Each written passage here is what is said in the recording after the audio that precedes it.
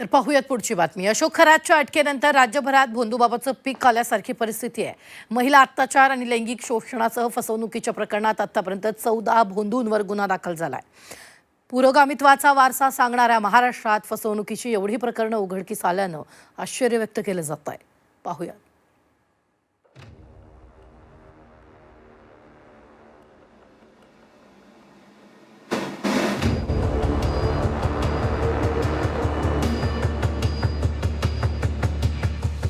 पुरोगामी महाराष्ट्र, ज्या महाराष्ट्राच्या भूमीत वारकरी संप्रदायानं प्रबोधनाची पेरणी केली, समाज मनाची पुरोगामित्वाची मशागत केली, त्याच महाराष्ट्रात आज भोंदूबाबांचं पीक आलंय। महिलांचं लैंगिक शोषण करणाऱ्या नाशिकच्या अशोक खरातचा भांडाफोड झाला।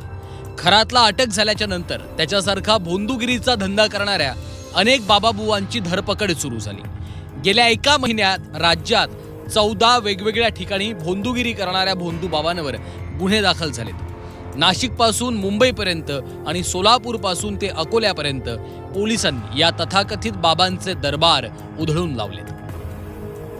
अशोक खरात नाशिक, राजेंद्र गडगे बाबा संगमनेर, चेतन सुनील माळी मूर्तिजापूर, पंकज घोलप येडगाव पुणे, मनोहर मामा भोसले कुर्डुवाडी सोलापूर, नाना बर्डे आळेफाटा पुणे, ऋषिकेश वैद्य वसई, अल्ताफ रईस खान मुंबई, रिधम पांचाळ मुंबई, गणेश शिंदे श्रीरामपूर, अर्जुन चव्हाण उर्फ टंटन बाबा नवी मुंबई, विठोबा वाल्मिक जाट नाशिक, किसन तळपे खेड आणि महेश गिरी निफाड या भोंदूबाबांना अटक केली आहे किंवा त्यांच्या भोंदूगिरीचं पितळ उघडं पडलंय।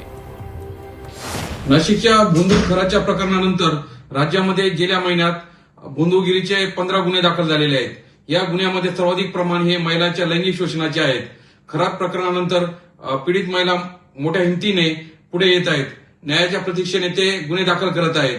हे गुन्हे महाराष्ट्र आणीच्या सहकार्याने किंवा काही उत्स्फूर्तपणे दाखल झालेले आहेत। जसे ग्रामीण भागात गुन्हे दाखल होतात त्याहीपेक्षा शहरी भागात उच्च वर्णीय लोकांमध्ये, उच्चभ्रू लोकांमध्ये या गुन्ह्यांचं प्रमाण अधिक असल्याचं दिसून येत आहे।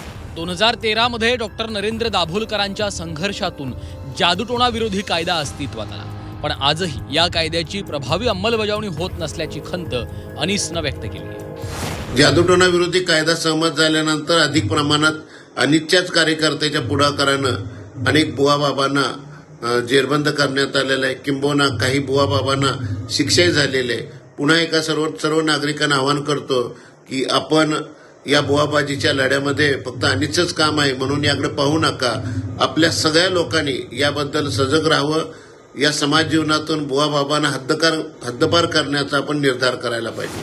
पुरोगामी महाराष्ट्रात धर्माच्या नावाखाली चालणारा हा अघोरी धंदा थांबवण्यासाठी आता पोलीस आणि समाज या दोघांनाही एकत्र यावं लागणार आहे।